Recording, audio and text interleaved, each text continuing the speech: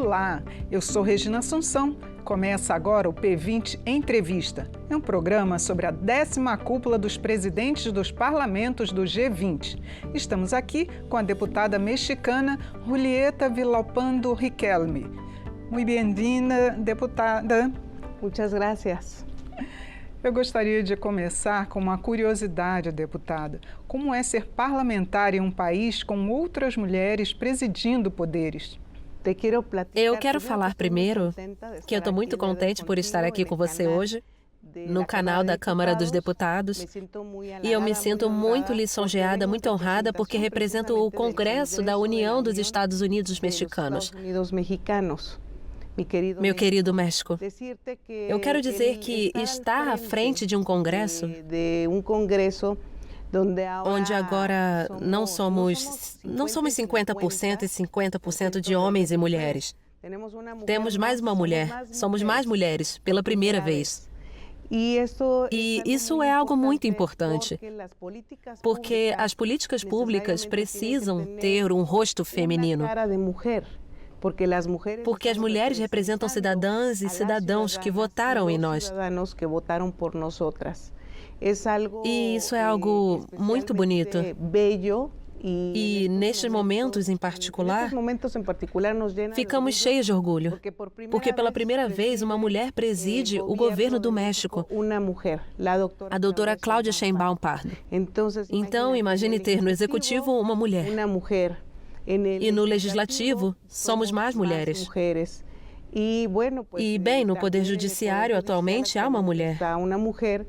E isso muda as coisas. Porque, como eu disse, as novas legislações têm que ter esse toque feminino, que nada mais é do que apostar na igualdade de gênero. E isso significa justiça social. Apesar de as mulheres mexicanas terem garantido o direito ao voto apenas em 1953, o México hoje é líder de representatividade política das mulheres na América Latina. É o 4º país no ranking mundial da União Interparlamentar, com 51% de participação feminina no parlamento, como a deputada lembrou. Como o país atingiu esse nível? Tem sido uma evolução. Acho que é uma luta de todas as mulheres para chegarmos a esse momento. E isso aconteceu de forma natural. Primeiro, é importante dizer que os líderes e quem está no comando do governo definam essa pauta. Agora temos uma presidente, a doutora Cláudia Sheinbaum Pardo, porque o nosso presidente, o presidente mais querido e amado da história do México, Andrés Manuel López Obrador, disse que devemos abrir espaço para as mulheres. E abrir espaço para as mulheres na presidência da República abre espaço para todas nós, deputadas, vereadoras, mulheres que estão nas secretarias, juízas, magistradas. Então, sim, há um precedente.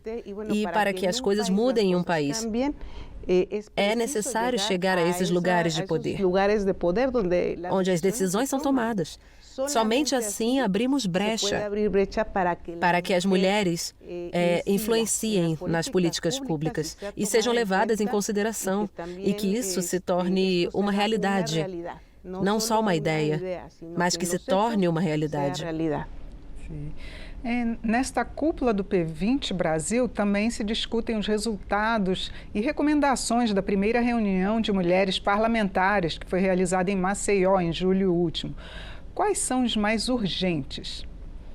Bem, como a nossa presidente, a mulher, Cláudia Sheinbaum Pardo, e com a maioria feminina no Congresso da União, temos que procurar programas que façam desaparecer a lacuna, as diferenças entre homens e mulheres. Temos que entender mais a igualdade. E nós entramos em setembro de 2024 e no primeiro dia de outubro, a Cláudia entra, em outubro. E a primeira coisa que ela nos pediu, isso foi uma promessa de campanha, e dela e de todos que participamos, que é falar de programas que possam ajudar as mulheres.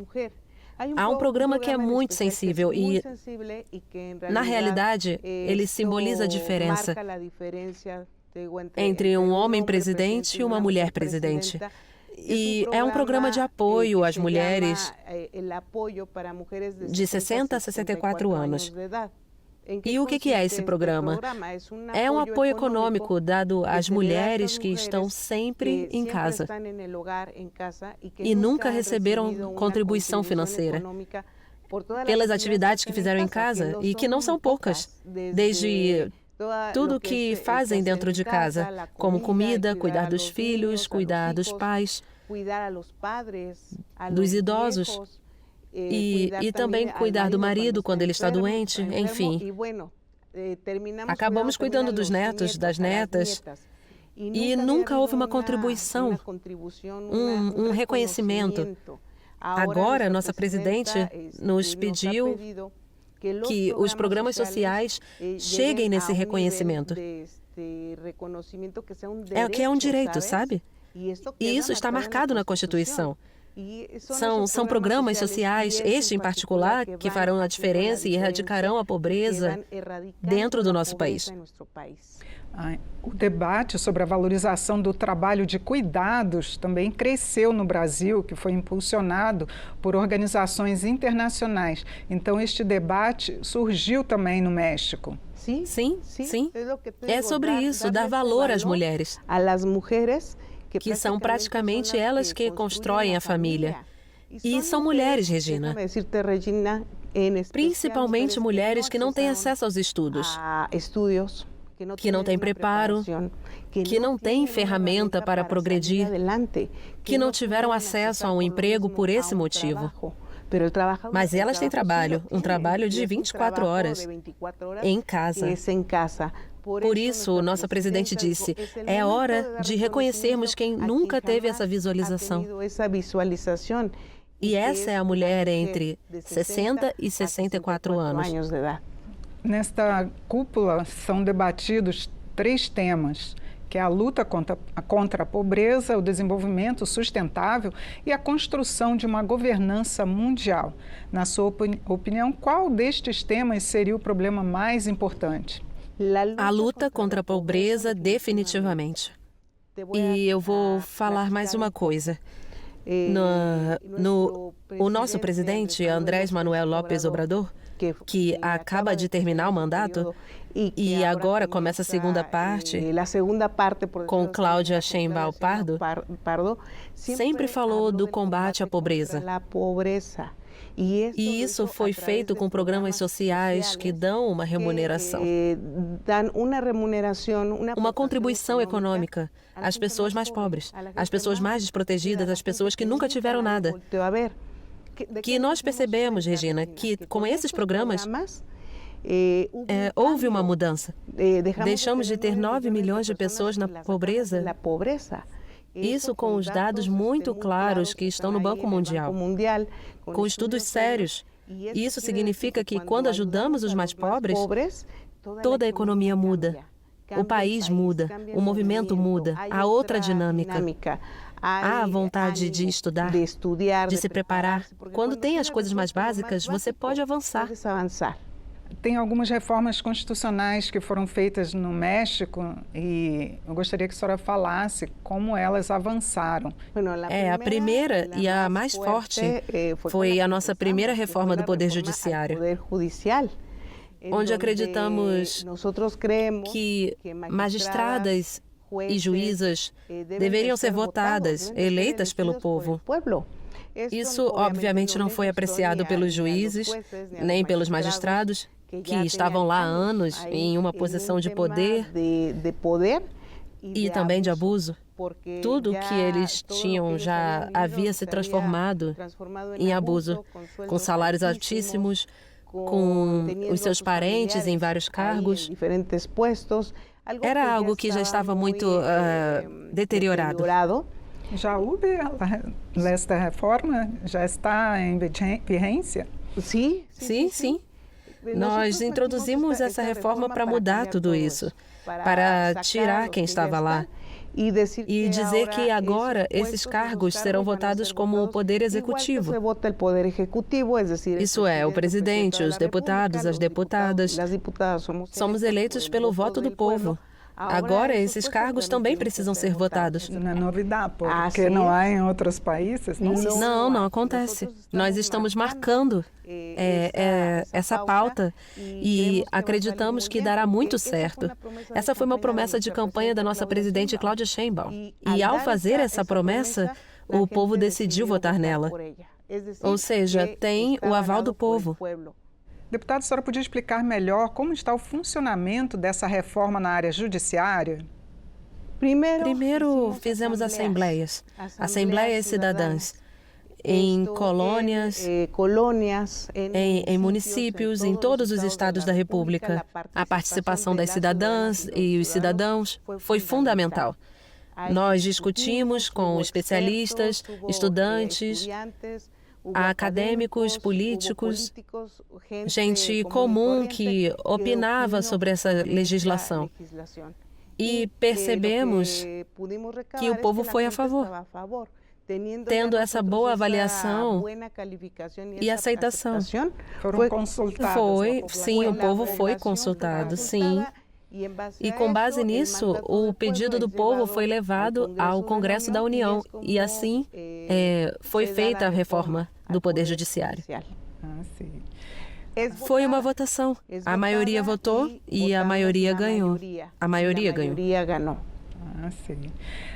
O que o México pode esperar do P20 aqui no Brasil e que a senhora considera que deve conter a Carta de Brasília? São muitas questões que têm que ver com a infância, com a primeira infância, com a erradicação da violência, com a igualdade de gênero significativa, porque não é o mesmo que paridade. Ou seja, não é apenas um número, mas em todas as áreas deve haver, ao mesmo tempo, o mesmo número de homens e mulheres que possam ter acesso aos encargos, tomando decisões em posições de poder. Isso é fundamental. Claro, a questão de pobreza, onde todos devemos estar envolvidos para lidar com essa questão, como eu mencionei há pouco. E como disse a nossa presidente, para que todos fiquemos bem, os pobres têm prioridade. E isso é uma realidade. Quando diminuímos a desigualdade, os países caminham em direção ao bem-estar, ao bem comum. É uma questão muito importante cuidar do meio ambiente. Precisamos achar uma forma de sermos sustentáveis. Temos de encontrar uma forma de cuidar do meio ambiente, porque as mudanças climáticas existem e estão afetando a todos e todas de forma igual. As mulheres, Principalmente as mulheres e mulheres pobres. E no meu país, mulheres pobres e também indígenas. Porém, isso é algo bem mais difícil. Quais os principais desafios para se construir uma governança global? Continuar trabalhando juntos e criar essa legislação juntas e juntos. Eu acho que a troca de ideias aqui em Brasília, no P20, tem sido magnífica, porque percebemos que nos falta ou sofremos do mesmo mal. Em outras palavras, nossas dores são as mesmas: a pobreza, a desigualdade, as dores da discriminação, as dores das meninas e meninos que não têm oportunidades. Buscamos um mundo melhor para as novas gerações, para que os jovens cheguem com força e também para os idosos. Então, é tudo uma questão de humanidade e de justiça. E enfrentamos as mesmas questões nesses mesmos países, independentemente da nossa nacionalidade. É uma realidade. E o que precisamos fazer? Trabalhar juntos, porque a legislação, principalmente a que serve de base aos governos, a governança ao governo, a bons governos. Se todos concordarmos, poderemos lutar juntos, combater de maneira conjunta. Acho que juntos somos mais fortes. Nosso tempo já está acabando. Eu gostaria de suas considerações finais, por favor. Eu gostaria de agradecer o convite e a você, Regina, por esta entrevista tão interessante e dizer a todos que estão nos assistindo através desse canal que mandamos um abraço muito caloroso, com muito respeito à Brasília, ao Brasil, e que agradecemos muito o convite parlamentar e pelo trabalho realizado para o P20. Muito obrigada. Muitas graças. Obrigada pela sua audiência. Este programa já está disponível nos sites da Câmara e do Senado e também em nossos canais do YouTube. Até o próximo programa.